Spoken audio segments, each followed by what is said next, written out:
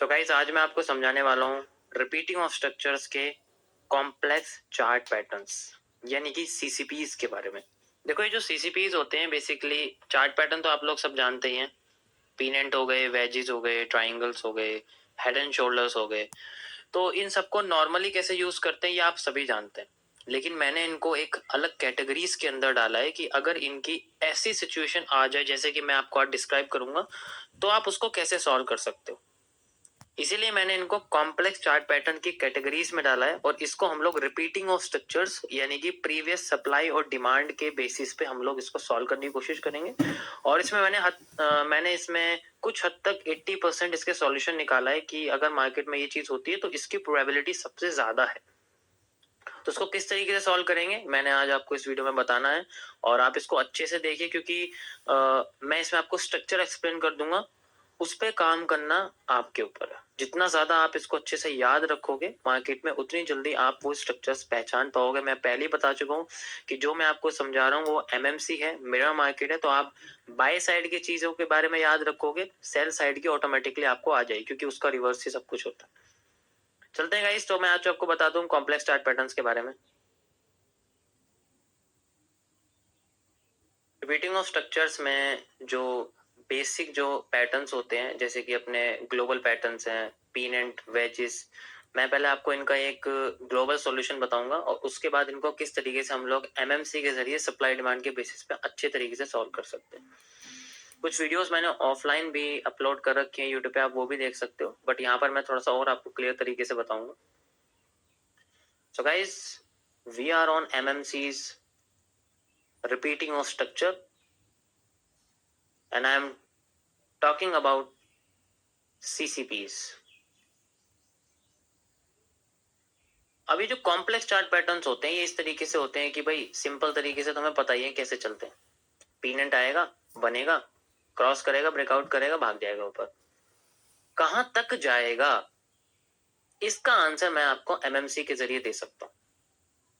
तो सबसे पहले जो सीसीपी आता है वो आपके लिए आता है पीनेंट्स।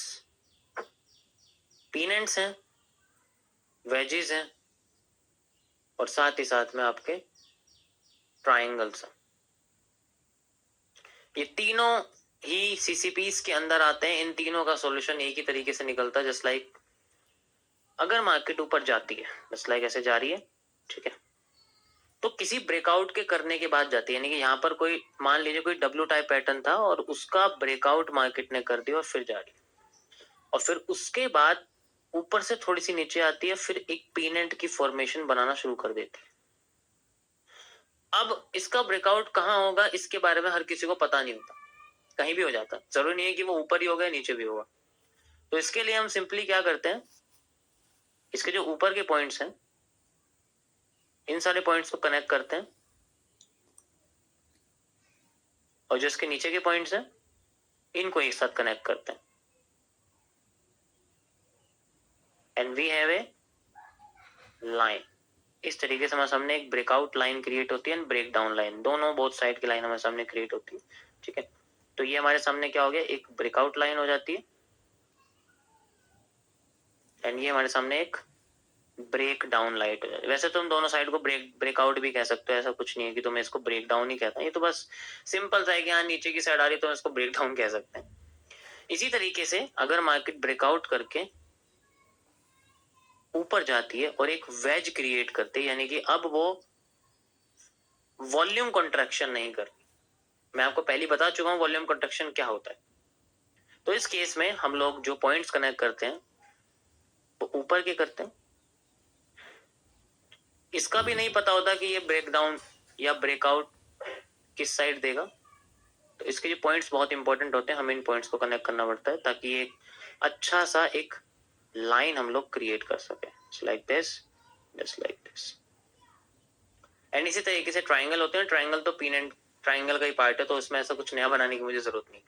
तो मान लीजिए ये जो हमारे सामने जो ये ब्रेक डाउन है और ये जो हमारे सामने ब्रेकआउट है, इसमें से किसी भी साइड मार्केट चली जाती है। जैसे कि हम कहते हैं कि मार्केट यहां से ब्रेक करके नीचे आती है, तो जब वो नीचे आएगी उसमें आपको किस तरीके से सप्लाई देखने को मिलेगी, मतलब जो रेड ट्रेंड है, जो डाउन ट्रेंड है, वो कितना होता। जो इसका डाउन ट्रेंड होता है वो बेसिकली इसके सारे अंदर के डाउन ट्रेंड के मतलब सारी की सारी रेड कैंडल्स को मिला के बनता है। हम इसका और अच्छा सॉल्यूशन दे सकता हूं कि जितना मार्केट पीनेंट के पहले मूव से नीचे तक आई थी, यानी कि जितनी इसने सप्लाई ली थी,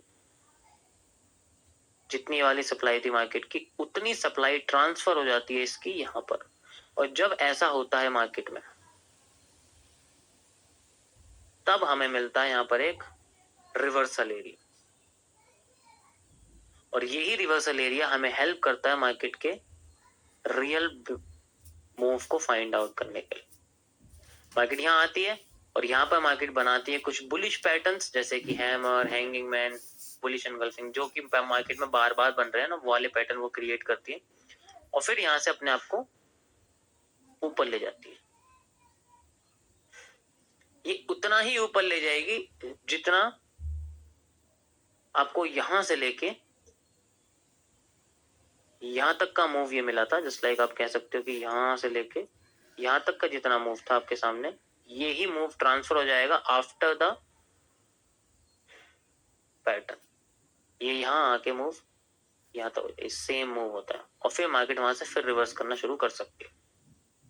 ये ही सेम चीज वेज के साथ होती है। मान लीजिए पीनेट ने नीचे की साइड दिया, वेज ने ऊपर की साइड दे दिया, तो इस कंडीशन में जो ब्रेकआउट हुआ वो ऊपर हुआ, उसमें मार्केट कितना ऊपर जा सकती है? उसमें मार्केट उतना ही ऊपर जा सकती है जितना मार्केट अपने आप को पहले मूव के बाद ऊपर लेके गई थी। सेम टू सेम ऐसा ही मूव यहाँ क्रिएट होता है। 78% केसेस में यही होता है कि मार्केट अपने आप को उतना ही मूव लेके जाती है। यही मूव यहाँ ट्रांसफर हो जाता है इस जगह से, और फिर बाद में जब ये मूव ट्रांसफर होता है तो ऊपर मार्केट के पास आता है एक reversal area. This is a market reversal area. और यहाँ पर फिर बेरिश पैटर्न बनते हैं, वही पैटर्न जो ऊपर की साइड बन रहे होते हैं, यहाँ बन रहे होते हैं, यहाँ बन रहे होते हैं, यहाँ पर बन रहे होते हैं। तो यहाँ जो बेरिश पैटर्न होते हैं कैंडल्स के, वही यहाँ बन रहे होते हैं। जब यहाँ बनते हैं मार्केट अपने आप को फिर नीचे लेके आ जाती है लाइक दिस। इस कंडीशन में जो यहाँ पर ये डाउन ट्रेंड होता है, ये अप ट्रेंड के बराबर ही होता है। यानी कि यहाँ पर जो आपको सप्लाई देखने को मिलेगी वो बेसिकली आपको सेम ही देखने को मिलेगी जो यहाँ पर डिमांड क्रिएट होती है। यानी कि यहाँ उल्टा हो जाता है बस। अगर यहाँ पर ब्रेकआउट हुआ है तो ऐसा होता है, अगर यहाँ ब्रेक डाउन हुआ है तो इसका उल्टा हो जाता है। फिर वो डिमांड जितनी है वो उतनी डिमांड बन जाती है। इसलिए मैंने आपको पीनेट में समझा। So this is the pennants CCPs. हम लोग इस तरीके से इसको सॉल्व करते हैं। ज्यादातर लोग क्या करते हैं, ब्रेकआउट होते हैं पीनेट का ट्रेड ले लेते हैं, फिर उनका लॉस हो जाता है। ये होने के सिर्फ 30% चांसेस हैं कि मार्केट ब्रेकआउट करेगी और फिर एक बड़ा लंबा सा मूव देगी। बहुत कम चांस होते हैं इस चीज को होने में। और दुनिया में सिर्फ इसके बारे में सबको पता है कि पीनेट और ये वेजेस वगैरह ऐसे काम करते हैं, एक बार ब्रेकआउट करती है तो मार्केट वहां धूम मचाने लग जाती है। ऐसा नहीं होता हर बार। ये होने के सिर्फ 30% चांस है जो मैं आपको बता रहा हूं, ये होने के 70% चांस है। अब इसी तरीके से जितने भी पीनेट्स, वेजेस और ट्राइंगल्स होते हैं, जैसे कि हमारे आइसोसेलेस ट्राइंगल्स हैं, स्केलन ट्राइंगल्स हैं, इक्विलेटरल ट्राइंगल्स हैं, डिसेंडिंग ट्राइंगल्स हैं, इन सब के साथ ये सब चीजें काम करती हैं। जितने भी आपके पास चार्ट पैटर्न्स हैं जिनमें ये सब होता है, सारे के सारे सीसीपीज इस तरीके से काम करते हैं। नेक्स्ट सीसीपी के बारे में बात करते हैं।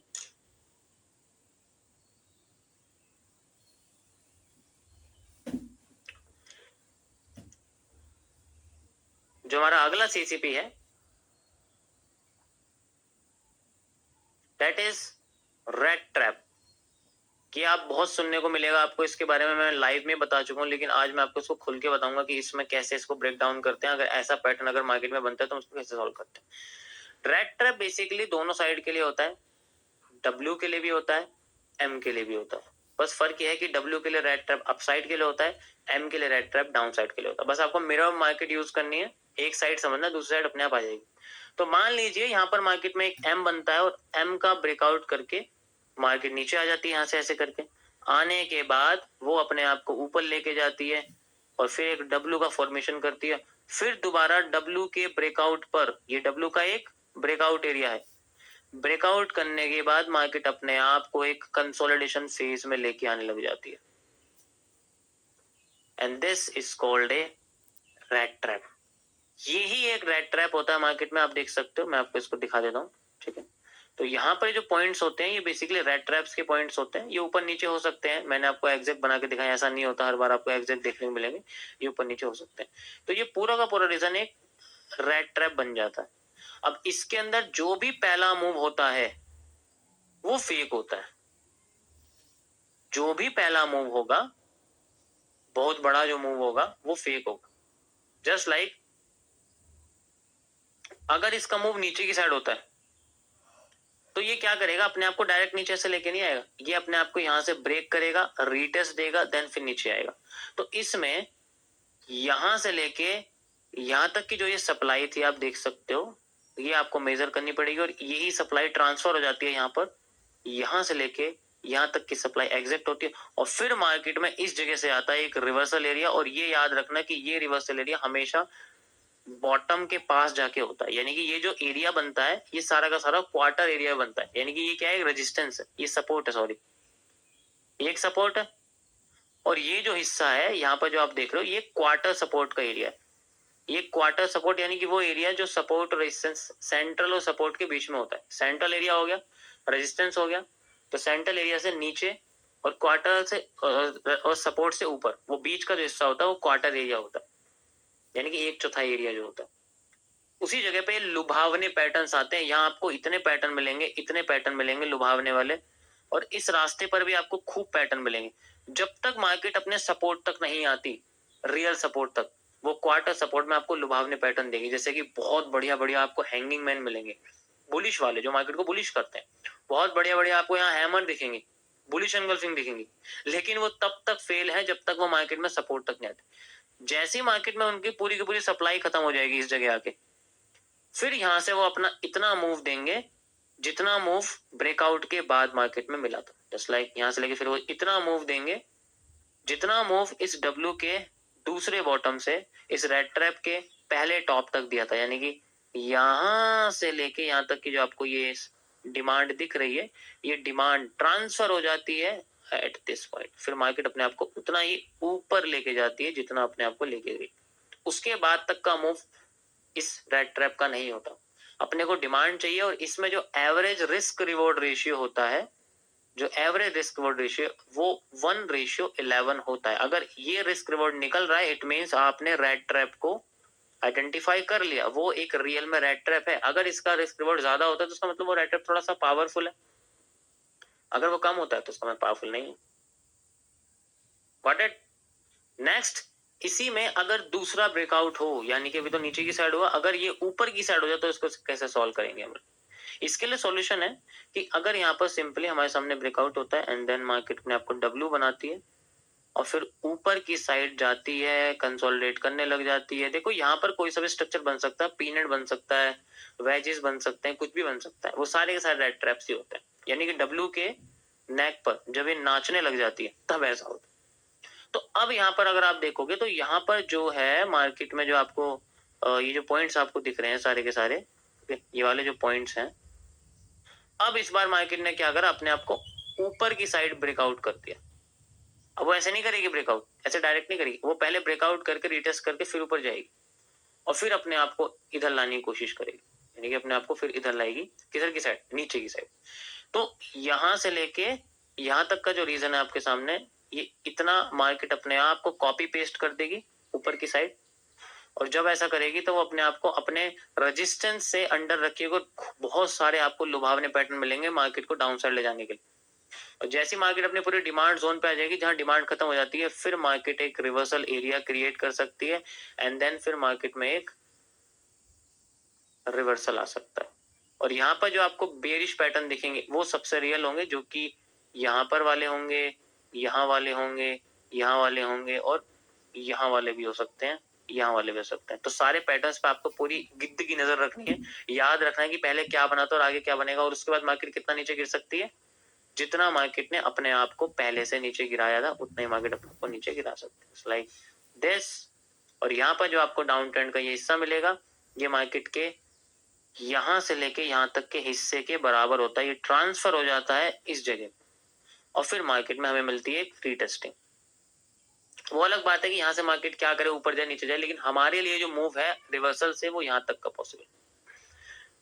सो ये होता है रेड ट्रैप। आपको इसको इस तरीके से यूज करना है, जब भी आपके सामने ऐसी कोई सिचुएशन आ जाए तो आपको मतलब डब्ल्यू के बाद अगर कंसोलिडेशन करना शुरू कर दे। देखो ये बहुत होता है, ये ही मार्केट के मैक्सिमम पैटर्न्स में आता है। मतलब जब भी मार्केट करती है किसी भी दुनिया किसी किसी भी करेंसी स्टॉक किसी में भी बनती है तो उसमें ये पैटर्न जरूर बनते हैं। उसके तोड़ने का तरीका है ये। देखो ये मेरा अपना कॉन्सेप्ट है, ये आपको मेरे अलावा कहीं नहीं मिलेगा, इसलिए कह रहा हूं इसको अच्छे से समझ लेना। अगर ये समझ लिया आपने सप्लाई डिमांड में कल मैं आपको रिपीटिंग ऑफ स्ट्रक्चर्स में समझा ही चुका हूं, उसको बस यहाँ पर आपको कॉपी पेस्ट करना। Got it? नेक्स्ट सीसीपी हमारे सामने आता है, that is ellipse. Next CCP हमारे सामने, हम लोग बात करेंगे एक एलिप्स की। ये एलिप्स बड़ा खतरनाक होता है, इसे समझने के लिए थोड़ी अलग लेवल की कॉन्सेप्ट चाहिए। मैं आपको बहुत सिंपल तरीके से समझाऊंगा। मार्केट में एक कंसोलिडेशन के बाद ब्रेकआउट आते ही मार्केट ऊपर जाने लग जाती है और फिर बाद में अपने आप को खोलने लगती है और खोलने के बाद अपने आप को फिर छोटा करने लग जाती है। ये जो पैटर्न होता है इसके स्टार्टिंग में जो कैंडल होती है, लाइक जो स्टार्टिंग में इसकी कैंडल होती है जिससे ये एलिप्स बनता है, वही कैंडल इसके एंड में बन दे। बस आपको ये ध्यान रखना है कि जो जैसे यहाँ ग्रीन कैंडल बन रही है, ग्रीन कैंडल बन रही है, तो उसकी स्टार्टिंग की जो सबसे पहली कैंडल थी उस जिसके बाद मार्केट ने अपने आप को एलिप्स में बनाना शुरू करता, उस कैंडल पे आपको नजर रखनी है, क्योंकि उसी का एंड इस एलिप्स का एंड होगा। 90% चांसेस हैं ऐसी कंडीशन एलिप्स के साथ क्रिएट होने की कि जो लास्ट कैंडल है वही पहली कैंडल होती है और फिर बाद में आपको मिलेगा एक अच्छा सा एलिप्स का स्ट्रक्चर। आप देख सकते हैं यहां पर क्या होता है, मार्केट सबसे पहले अपने वॉल्यूम को एक्सपेंड करती है और फिर बाद में कॉन्ट्रैक्ट करती है। एक्सपेंड का मतलब फैलाना, कॉन्ट्रैक्ट का मतलब सुकोड़ना। सो यहां पर आपके सामने मिलेगा ये वॉल्यूम एक्सपेंशन का केस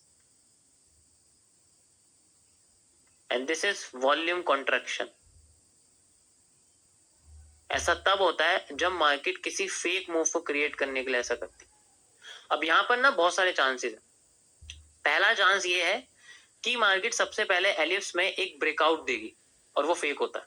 ज्यादातर केसेस में जब मार्केट ऊपर जाती है तो एलिप्स का ब्रेकआउट डाउन साइड में आता है और ये इसकी सबसे बड़े ट्रेंड के बराबर हो। जैसे मान के चलो सेंटर में सबसे बड़ा ट्रेंड क्या बना, यहां से लेके यहां तक, तो ये ही ट्रेंड आ जाता है यहाँ पर डाउन साइड में। जब ये पूरा हो जाता है तब मार्केट में एक रियल रिवर्सल एरिया आता है और फिर मार्केट अपने आप को उठा के ले जाती है। कितना ऊपर ले जाती है, ये उतना ऊपर लेके जाएगी जितना मूव इस ब्रेकआउट से इस पहली कैंडल तक का आया था, उतना ही मूव मार्केट का कॉपी पेस्ट होके यहाँ आ जाता। हमें उतनी ही डिमांड मिलेगी, यानी कि हमें इसमें वही 1:11 का रिस्क रिवॉर्ड एवरेज मिल सकता है।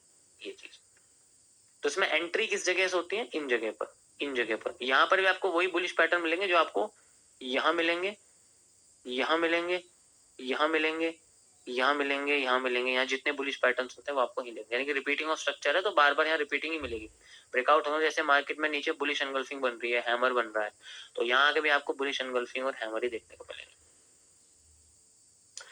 देखो ये भी होने के 78% चांसेस है। बाकी के जो चांसेस बचे हैं, जैसे कि हम कह रहे हैं 22% चांस है मार्केट के कि वो अपने आप को डायरेक्ट ब्रेकआउट करके ऊपर ले जा सकते, उसके चांस बहुत कम।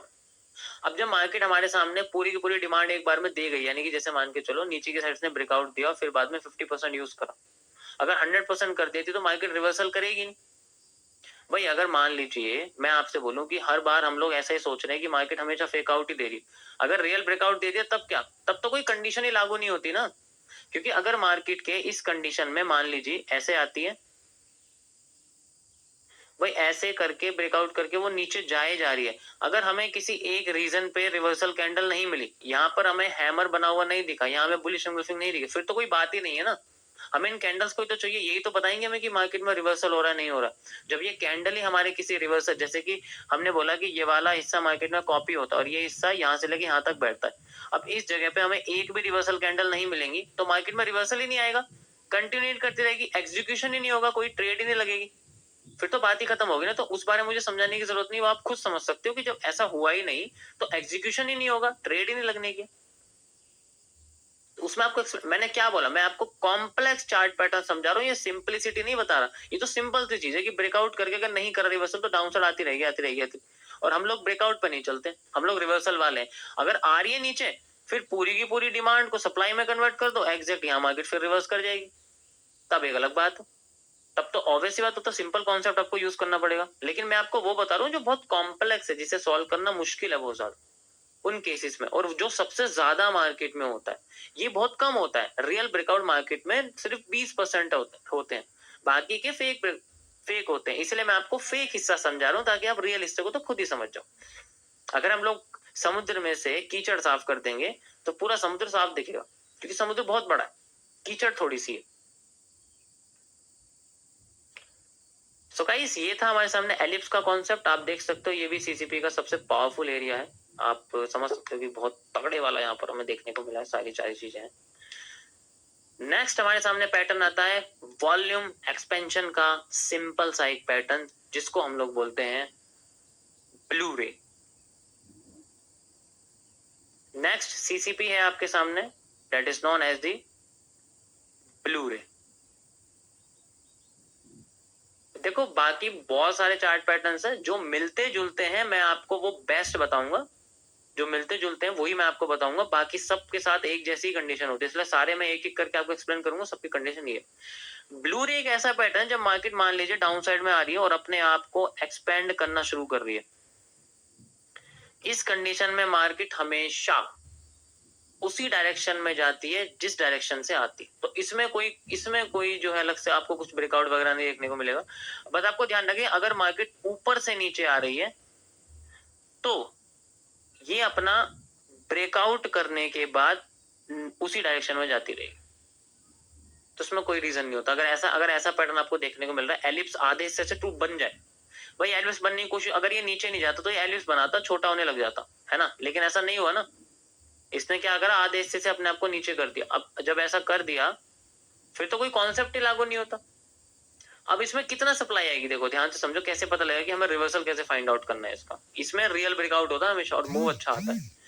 जितना मार्केट ऊपर के ब्रेकआउट से यहां तक आई थी, यानी कि यहां से लेके यहां तक का जितने इनने सप्लाई दी थी, उतनी सप्लाई है सबसे हाई से लेके जब ब्रेकआउट कर लेगी। जैसे ब्रेकआउट कर लेगी उसी ब्रेकआउट के हाई को देखना और उसको देखना, फिर बाद में नीचे कहां तक आती, जहां तक आएगी तब आपको इसका रिवर्सल देखने का मौका मिलेगा। एंड ये रिवर्स कितना कर सकती है, इससे पहले वाली डिमांड देखो, यहां से लेके यहां तक की जो ये डिमांड आपको दिख रही है, यही डिमांड अप साइड में क्रिएट हो सकती है, यहां से लेके यहां तक ऐसे करके, और फिर मार्केट अपने आप को नीचे वगैरह जो भी करेगी वो आगे का मूव है, लेकिन हमारे लिए मूव यहां तक रहेगा। इसमें भी हमें 1:7 से लेके 1:17 तक का रिस्क रिवॉर्ड मिलने की पूरी पूरी संभावना रहती है। देखो ये जो मैं आपको कॉन्सेप्ट बता रहा हूँ, इनमें आपको कैंडल पकड़नी है, एरिया नहीं पकड़ना है। अगर मैं बोल रहा हूँ हैमर, तो हैमर है, हैमर के ऊपर एंट्री होती है, हैमर का नीचे लॉस होता है, पूरा स्ट्रक्चर नहीं है कि डब्ल्यू है तो डब्ल्यू का नेक से लेके यहाँ तक का आपने ऐसे ले लिया, ऐसा नहीं होता इसके अंदर। ये एमएमसी है, यहाँ सीधे एक कैंडल पकड़ी जाती है, क्योंकि इतना भरोसा होता है उस कैंडल के बाद मार्केट आने की नहीं है नीचे। लाइव स्ट्रीम आप मेरी देखते हो, आपको पता है सबको किस तरीके से मैं यूज करता हूँ। तो ये सारा कॉन्सेप्ट कैंडल्स के बेसिस पे है। तो मैं अगर आपको बोल रहा हूँ कि ये रिवर्सल एरिया, तो यहाँ एक कैंडल है, वो रिवर्सल वाली, वो बुलिश कैंडल है जो मार्केट में यहाँ बनेगी, यहाँ बनेगी, यहाँ बनेगी, ये सारे वही कैंडल्स। सो ब्लू रे में ऐसी होता है कि वो अपने आप को फैलाती है और फिर बाद में एक साइड में जाती है, और वो हमेशा ट्रेंड के साथ होता है, अगेंस्ट में नहीं होता कभी भी। अगर अगेंस्ट में हो गया तो वो रियल मूव है, फिर वो रिवर्स नहीं करने वाला। यानी कि अगर नीचे आने की बजाय मार्केट ऊपर चलेगी तो वो रियल मूव होता है, फिर वो आसानी से नीचे नहीं आने वाली। और ऐसे होने के 30% चांस होते हैं। इसके बारे में मैं नहीं समझाऊंगा आपको, क्योंकि ये मार्केट में बहुत कम बनते हैं। जो सबसे ज्यादा बनते हैं मैं आपको उन कॉम्प्लेक्स पैटर्न के बारे में बता, समझ में आएगा इस सभी को। सो गाइस, ये थे आज के हमारे सीसीपीज के पैटर्न। ज्यादा नहीं है, देखो आपको बस इन्हीं पे मैंने आपको पहले बताया, मैं आपको सारे के सारे बता दूंगा तो उसमें आपको बहुत कंफ्यूजन हो जाएगी। इसीलिए जो सबसे ज्यादा मार्केट में बनते हैं, जो मैंने आपको लाइव में बताया, मैं ऑलरेडी बता चुका हूँ, जो मैं लाइव में बताया वही मैं आपको यहाँ बताऊंगा, लेकिन बहुत सिंपल तरीके से, बहुत सोबर तरीके से। आप इस पे जितनी प्रैक्टिस करोगे मार्केट में आपका हाथ उतना बैठ जाएगा। और रिपीटिंग ऑफ स्ट्रक्चर्स का आपको यूज करना है, सप्लाई डिमांड को अच्छे से समझना है, कहाँ की सप्लाई कहाँ यूज होनी, आपको यहीं से शुरुआत करनी है अपनी।